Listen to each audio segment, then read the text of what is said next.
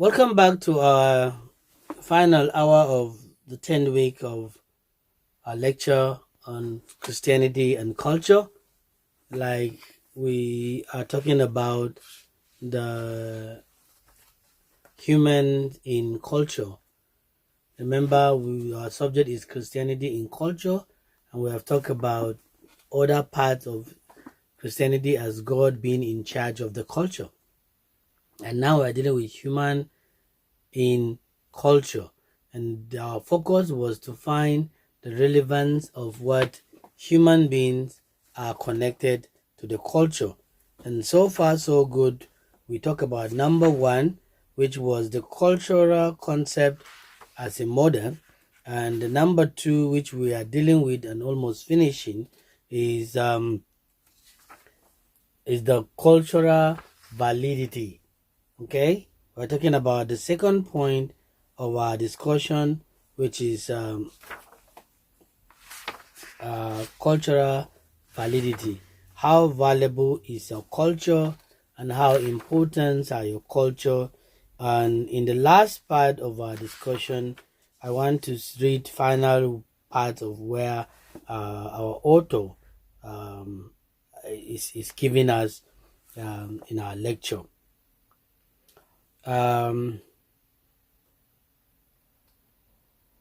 We need to recognize that cultures are essentially equal in everything rather than superior or inferior.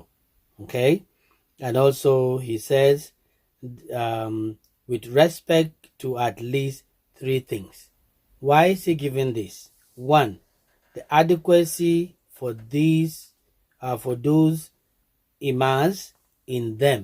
Now, adequacy for those who are in, because every person immerses himself in a culture. You are born into the culture, or you are in the culture as you start the culture.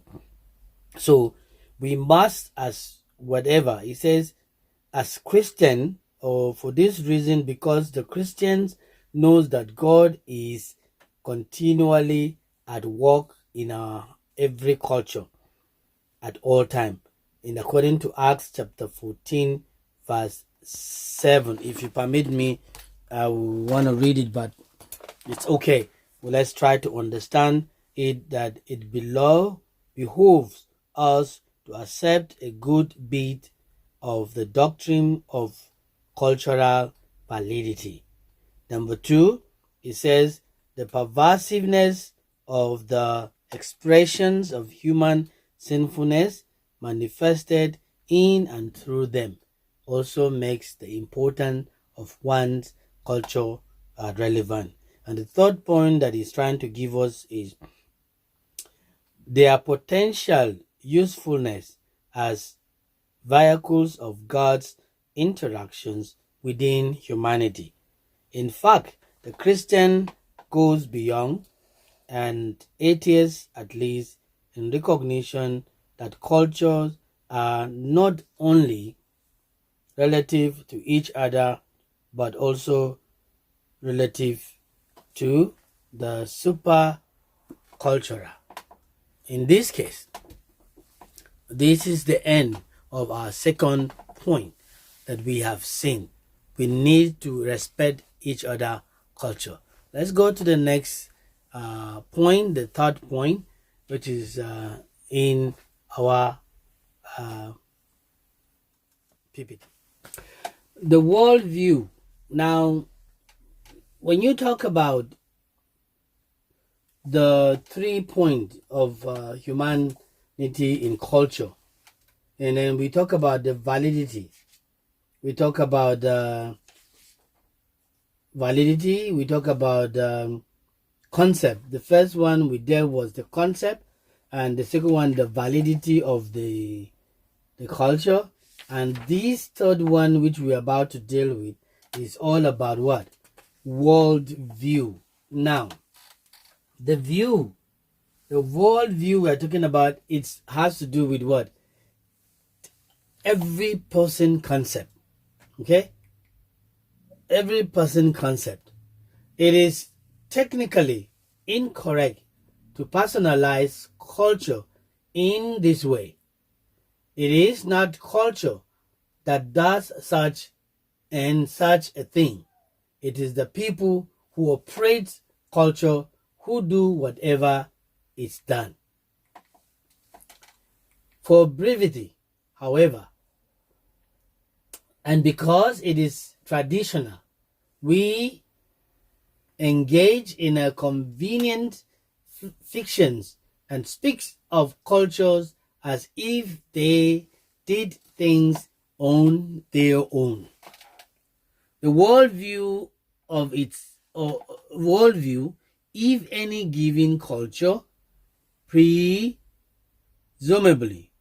originated in a series of agreements by membership of the original group concerning their what?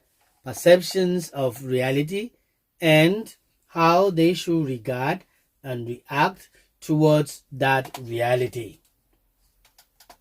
So now, cultural pattern perceptions of reality into conceptualizations of what reality can be or should be. What is it be regarded as actual, probably, possible, and impossible? These conceptualizations form what is termed and the world view. Okay, here you can see here it says that the worldview is imposed upon the young of a society by means of familiar process of teaching and learning. That is quite a good one. But the worldview lies at the very heart of culture, touching, interacting with, and strongly influencing every other aspect of culture. The worldview of any given culture presumably originated in a series of agreements. Okay? A worldview, okay, in an agreement. I've just read that. So a worldview is imposed that to them. And then when it's imposed, it becomes problem. Okay? So let's see. Now, in this way, each youngster reared in a given culture is conditioned to interpret reality in terms of conceptual systems of that culture. Yes, of that culture. It has to. So, but if we understand, we can see what Raphael is trying to give us. Thought. If a person cultural conceive of a relationship between the universe, okay, the universe, humanity as a dominance submissions relationship in which persons simply submit uncomplaining complaining to circumstances without seeking to gain dominance over them, those persons will orderly learn to perceive their relationship to the universe in these terms. If a person culture conceive of diseases as the result of the activities of personal malevolent spirits, that person will originally learn to perceive any disease in his or her experience to be a cause. However, one's culture conceive of the divisions of time in another way, space, one will ordinarily come to perceive of them in the same terms. Let's read what Raphael in 1953 thought of that. The position model, which is the model, here exposes the worldview of a culture or subculture as the central control box of that culture with respect to the organization or patterning of the culture. Wow. You see? It has its own way. Okay? It's a central control box. So that's what he saw. He thought of culture as a central. Okay? Now, with respect to the organization or patterning of any culture, the worldview may be seen as the organizer of the conceptual system thought to and employed by members of that culture or subculture. Okay? That is what it says. And with respect to the behavior of performance of participants in the culture or subculture, the worldview may be though as that which governs the applicants or applications of the cultures, conceptualizations of their relationship to reality. Okay, are we there? To their reality. These facts and some of their implications may be represented in the visualizations of these model that we can see in the next figure 3 point in page 54. Now, let me take you to the figure that could take our time also as we introduce said. The cultural metrics is now trying to give us some of these figures that could help worldview in relation to culture patterning and cultural performance. Now, this could be point that one can write about an article, worldview in relationship to culture patterning and cultural performance. So you can talk about cultural patterning and cultural performance in the worldview in religion or in culture. Now, when you look at number 1, it says cultural patterning structure. The linguistic structure, we have the social structure, we have the religious structure, and also we have the technological structure. These are worldviews as organizer of conceptual organization, conceptualization. Now, the center of every concern matters for us. Now, when you see legalized linguistic structure, semantics, grammar, and phonology. Now we have the family association, economics, politics, and education and structure. All these are social structure in a culture whereby you can build, you can destroy, you can arrange, you can agree, you can test, and you can say these are what you want. And it works the way it should be. And the religious structure, beliefs, value, rituals, and mythology. Now, all these are working toward the success of world view organization. And these technology, which is using technology to view out anything that happens to be. The second one is the cultural performance behavior. Use of language, speaking, is very important in performance. Use of religion is also important, and the use of social pattern. Now here is almost the same thing. But why do we say use? Because the structure can be made, but if it was not utilized, then it will not be function. The culture is valueless and is less important. So when you speak the language you speak, it helps to differentiate the culture between this culture and then the social structure pattern. It says organizing and opening family, association, economy, education, politics, and system. How does it work? Is it the same?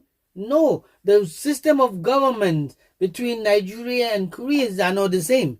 Maybe Cameroon, all are not the same. Why? Because of cultural difference and technology-wide and language perspective. Now, use of religion, applications of judgment, reformance of rituals, productions of myths. Every religion, also under religion, we have different denomination whereby they work according to way they want to judge their own perception of application, performances, and also what they produce. So the worldview as governed of application of concept. The applying skill use a technology today. What is it? That we cannot use technology to figure out what we have. Now, everything in the pertaining and the performance of culture ties into this central conception that I just gave you, that you are looking at now. The centrality and the consequence importance of the worldview becomes very clear when one considers the centrality of life, of the functions served by the worldview of a culture. A people worldview is their basic model in reality. So now this central, we call it the cultural metrics, is a central perception of in between, or that connects between the relationship to cultural pertaining and performances in a given organization. Now, this also helps us to look at what the writer feels that there are 5 major functions we might describe concerning these figure we are looking at. And that 5 will help us really differentiate what it takes to be in a systematic and also be able to prove the reality of your cultural setting. So in this case, let's look at the 5 functions, the 5 major functions that may be described. It's from the book also. It's talking about 1, the explanations of how and why things got to be as they are, and how and why they continue to change. Now, I might want you to use this in your tax. Maybe you can find a different thing by your own by explaining that. The explanation of how and why things got to be as they are in a culture. How? What are the reasons? What are the things? Now you might take mine, but don't take my point from the lecture. But you can create yours and be able to help us see what you can be able to view. Now, the worldview embodies for a people, whether explicitly, the basic assumptions concerning ultimate things on which they base their beliefs. Okay? Which they base their beliefs. It is very, very important to note that. Now, if we're still dealing with number 1, please. Sorry. Let me take it over. So that you can listen. Now, if the worldview of a people conditions them to believe that the universe is operated by a number of invisible personal forces largely beyond their control, this will affect both their understanding of and their response to what? To reality. If, however, a people's worldview explains that the universe operates by means of a large number of impersonal cause and effect operation which it learned by people can be employed by them to control the universe. The attitude of those or these people towards reality will be made different. There could be a change, there could be an exception, there could be something that people will look at it and say, no, no, no, no, no, no. That is not the reality of it. Why? Because this, what we are saying, it's based on what they see, they live for. These ideas are customarily articulated in mythology. Okay? In mythology. And when you talk about the word mythology, is here used in a technological sense to denote any story, whether historical, factual, or not, that is employed to unfold, suppose, or explain or play a part of the worldview of patience of a people. Under this usage, the Bible may be technically closed or classed as a mythology. Why? Because certain things in the Bible are mystery that we could not, and we have never we are still struggling to find the idea of whatever is happening.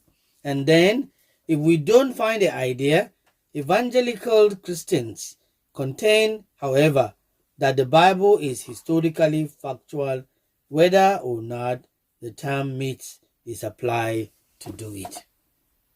Now, so I hope you get my point.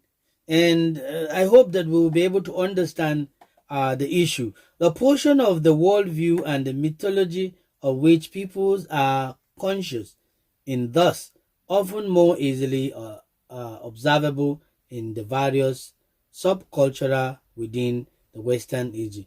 Culture than it is in a pre-literary society. And so much about this one point. It's very important. But I would like you to write more about whatever you want to say. Number 2, about the function. We says the world of a people serve as evaluationer. Okay? Serve as evaluationer. Now, when you evaluate, or let me finish, a judging and validating function, the basic institution, values, and goals of a society are centrically evaluated as best and therefore sanctioned by the worldview of their culture or subculture.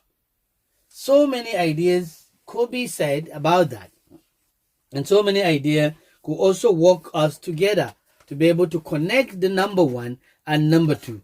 When you explain how things get to be as they are, it tells you how the world of a people could serve by evaluating, because they will evaluate anything that could be functioning based on their own understanding. Seriously, it is common. It is common to say that we will not go beyond that because time is not on our side. I need to explain more about the second point that we have on our board. Okay? Like I said, therefore, you see, here says the basic institution, values and goals of a societies are ethnocentrically evaluated as best and therefore sanctions by the worldview of their culture or subculture. Seriously. Now, the basic institution, sorry, that's what I read. Now, others, people, customs are judged to be inferior or at least inappropriate. And for most of the cultures of the world, the ultimate ground for these sanctions is supernatural. You may like it or not. It is by their God or gods that most people understand the worldview and their culture as a whole to be validated. He or they are seen to value these customs more than those of any other people. And even when no external supernatural is postulated, as in the communism and naturalistic American ideology, or a sort of internal supernatural is generally present in the virtual defying or uh, defying of such concepts as communism or sanctions, supernatural or pseudo supernatural. For such art institutions as democratic governments, a, capitalism economic, or an monogamous marriage, or for such value as scientism with or without God, individual rights and freedom, and private properties, and for such goals as world peace on our term, personal and national prosperity, and a college education for everyone who wants one. As with each explanation function or explanatory function, the evaluational functions of a people's world view is integral to every aspect of life of the social group, all importance and our value behavior, whether of the in-group